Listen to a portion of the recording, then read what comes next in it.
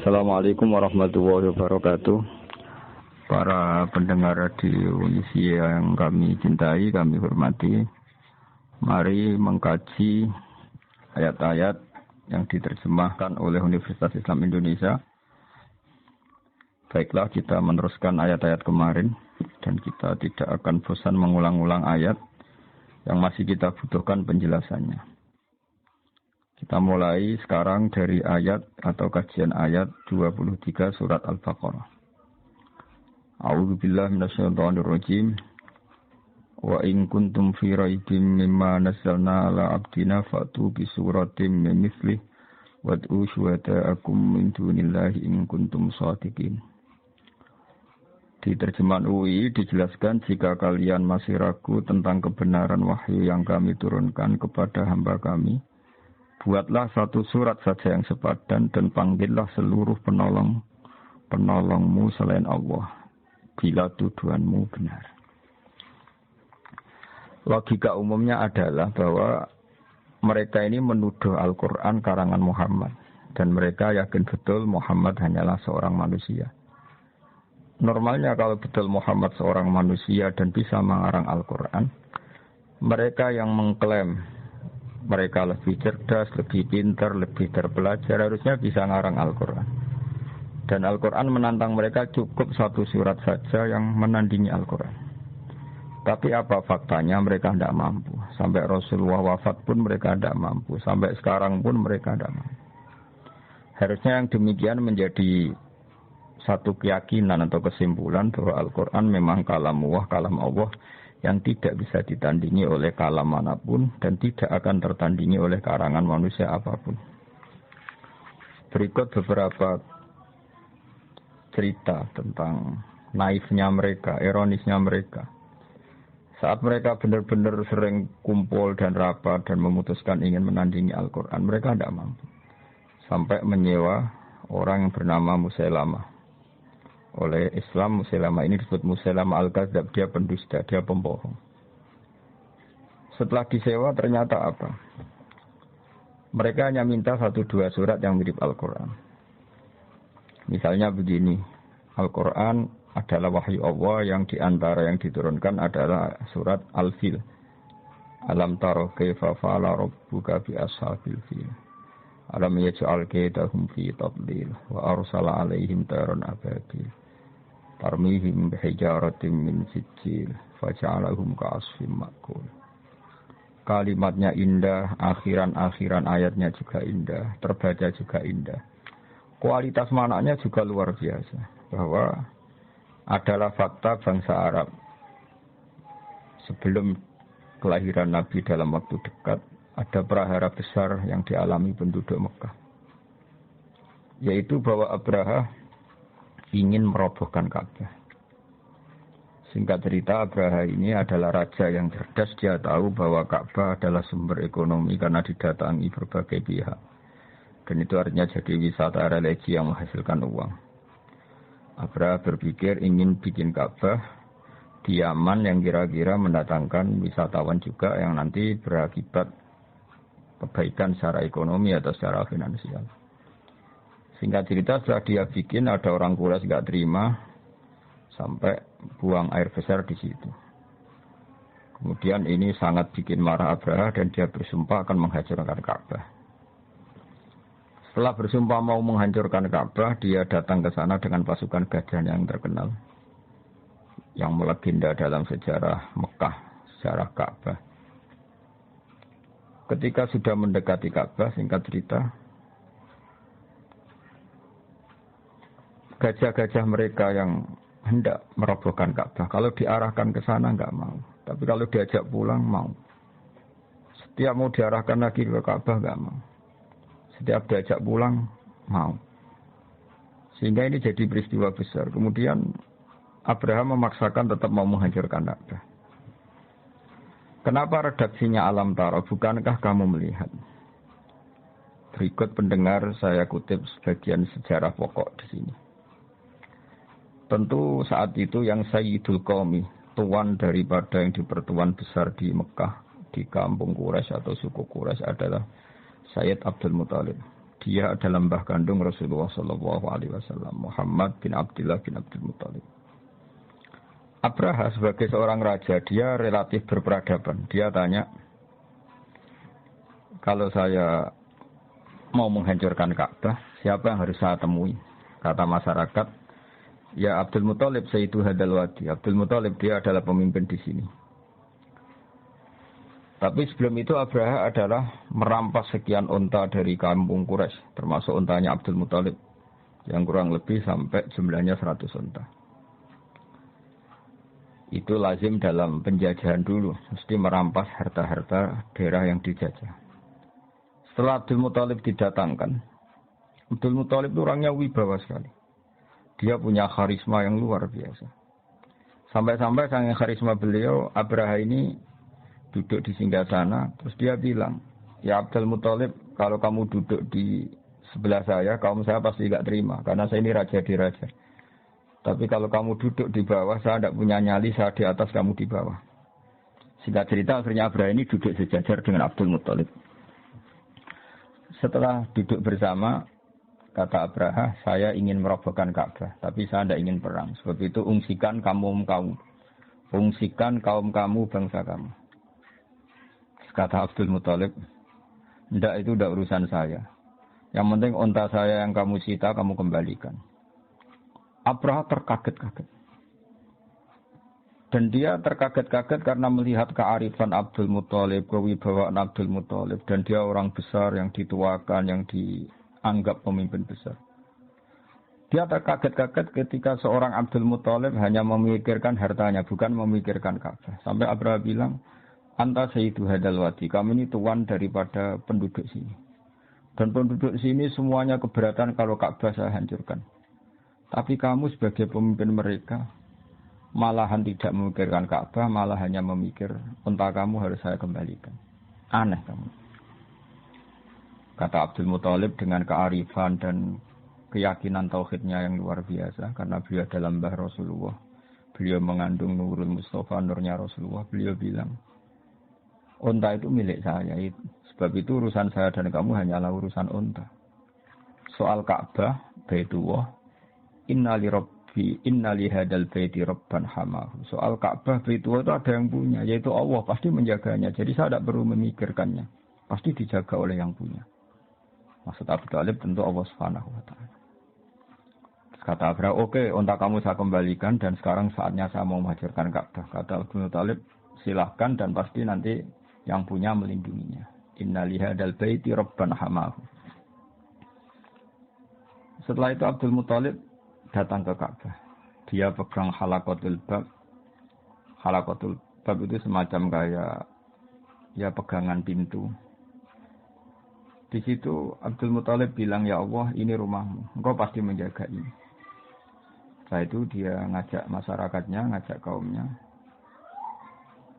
Setelah dia berdoa, wahai kaumku, ayo kita ke atas gunung, melihat madza fa'ala rabbukum, apa yang nanti dilakukan Tuhan kamu terhadap orang-orang yang mau merobohkan Ka'bah. Singkat cerita, Abdul Muthalib dan para masyarakat Mekah ke gunung-gunung yang tinggi, yang dekat Ka'bah, melihat apa yang akan dilakukan Allah. Saking yakinnya Allah tidak akan membiarkan Ka'bah dihancurkan. Setelah itu datanglah Abraha dan bala tentaranya yang benar-benar ingin menghancurkan Ka'bah. Apa yang terjadi? Datanglah burung ababil. Burung ababil ini burung yang membawa kerikil-kerikil tajam dari neraka. Dan di situ tertulis alamat yang mau dijatuhin, sehingga semuanya tepat sasaran, tidak mengenai suku Quraisy. Ini termasuk Qudratullah, di mana burung yang tidak punya akal menjatuhkan kerikil tepat sasaran. Sehingga sebelum ada bom pintar, bom beralamat, bom yang terprogram dulu, orang sudah menyaksikan kecanggihan burung ababil. Yang menjatuhkan kerikil mesti tepat pada yang salah, tepat pada sasaran. Di sini diterangkan oleh Allah Subhanahu wa Ta'ala dengan begitu indah secara kebalaghaan, secara kesusastraan, yaitu alam taro kaifa fa'ala rabbuka bi ashabil fil. Wahai penduduk Mekah, wahai kamu siapa saja yang melihat peristiwa itu. Alam taro dalam banyak tafsir disebutkan ayyuhar ra'i, siapa saja yang melihat peristiwa itu. Coba lihat apa yang dilakukan Tuhanmu terhadap ashabil fil, orang-orang bertentara gajah. Bukankah mereka saya hancurkan dan mereka sia-sia? Tadlil artinya amal mereka sia-sia. Dan wa arsala alaihim taran ababil, dan Tuhanmu yaitu Allah mengutus pasukan ababil. Yang ababil tadi membawa hijaratan min sijil.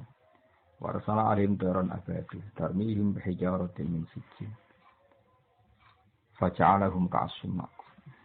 Ini urutan ayat yang luar biasa. Alam tara kaifa fa'ala rabbuka bi ashabil fil. Alam yaj'al kaidahum fi tadlil wa arsala 'alaihim tayran ababil tarmihim hijaratin min sijil. Keindahan ini bukan terletak hanya karena diakhiri lam, semuanya sukun ya sukun semua sebagai waqaf, tidak. Tapi kualitas kesejarahan yang begitu dijelaskan detail dan faktual, yaitu nyata-nyata ada yang melihat, bersaksi melihat alam taro, dan mereka benar-benar taro melihat. Benar-benar ada pasukan gajah disebut ashabil fil. Benar-benar ada burung yang bernama ababil. Benar-benar ada batu kecil yang benar-benar min sijil. Semuanya diredaksikan begitu indah. Dan faktual memang itu nyata.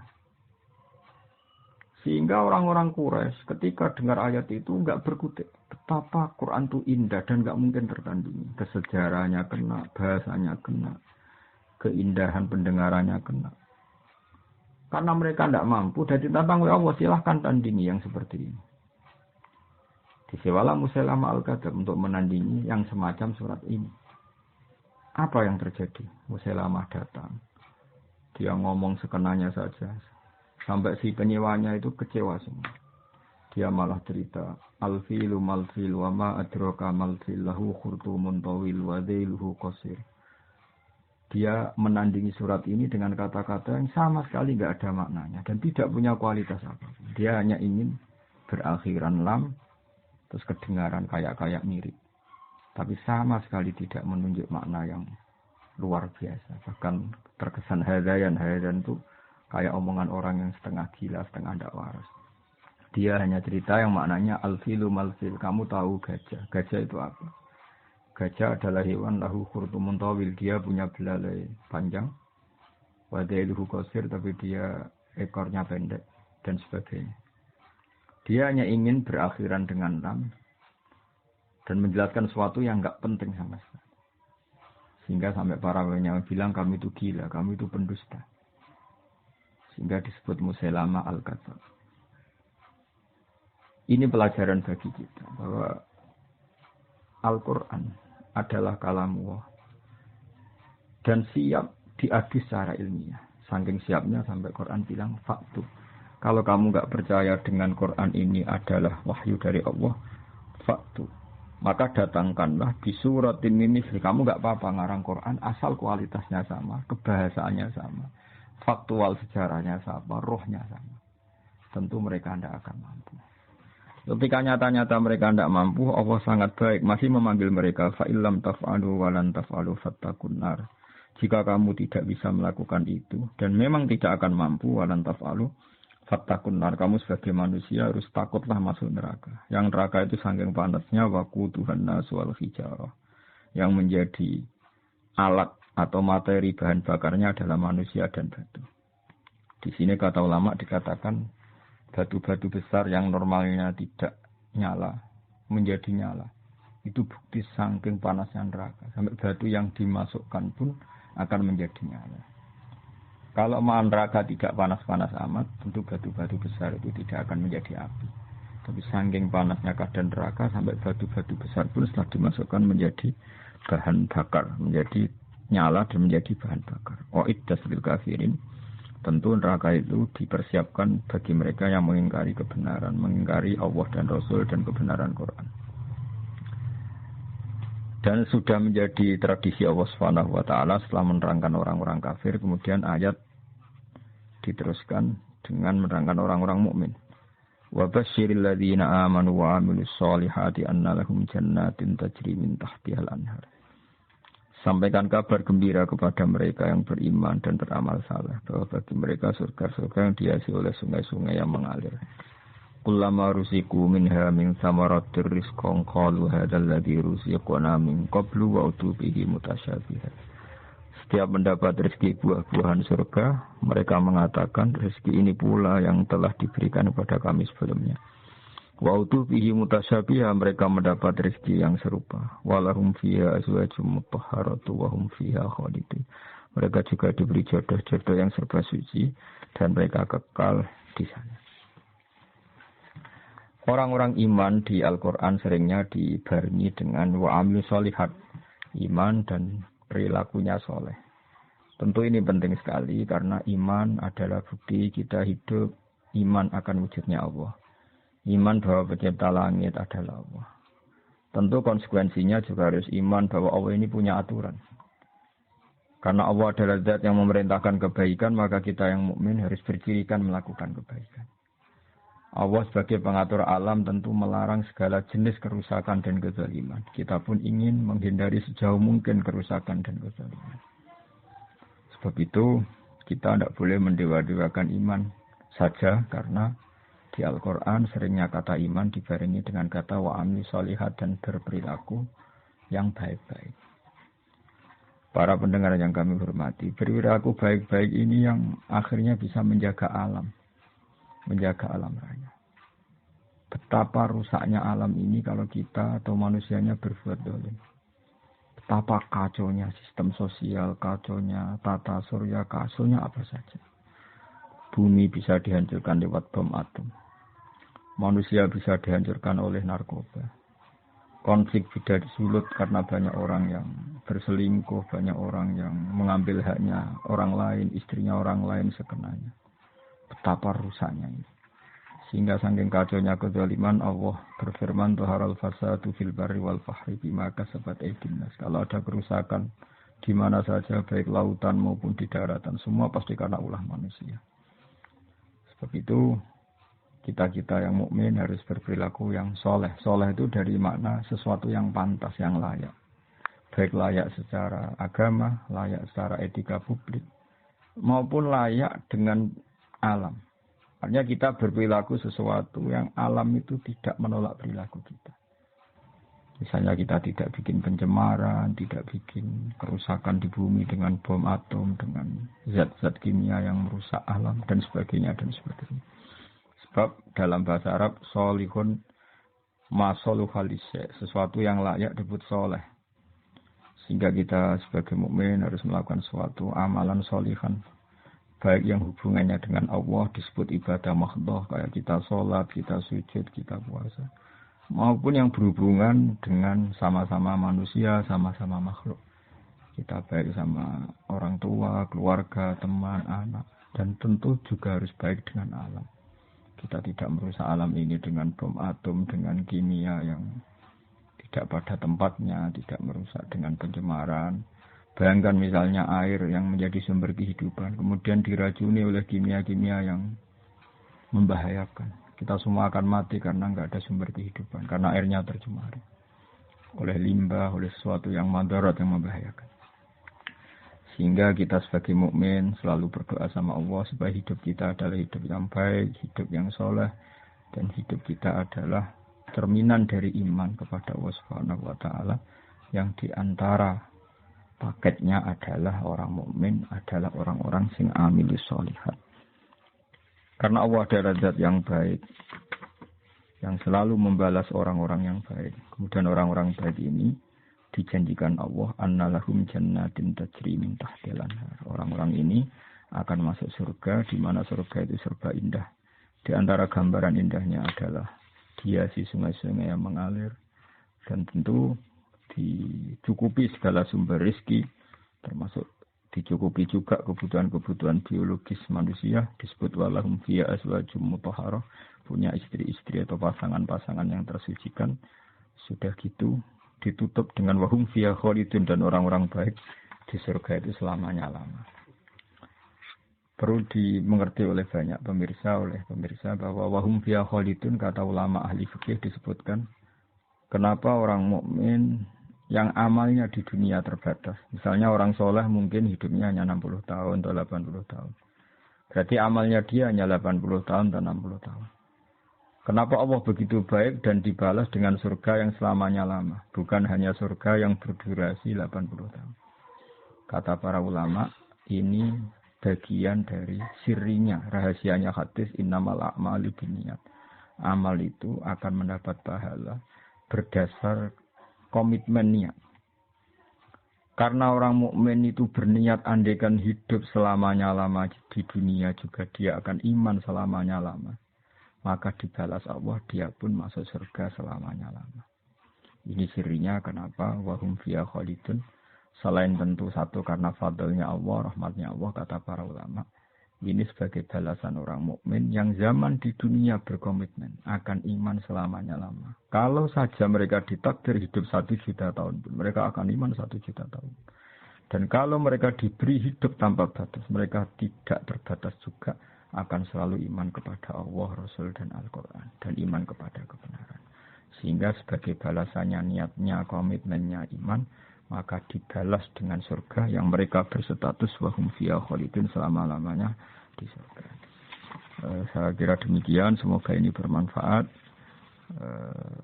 Ini kita tutup dengan shadaqallahul azim. Insyaallah pertemuan berikutnya kita teruskan dalam kesempatan yang lain mulai ayat 26 surat Al-Baqarah. Assalamualaikum warahmatullahi wabarakatuh.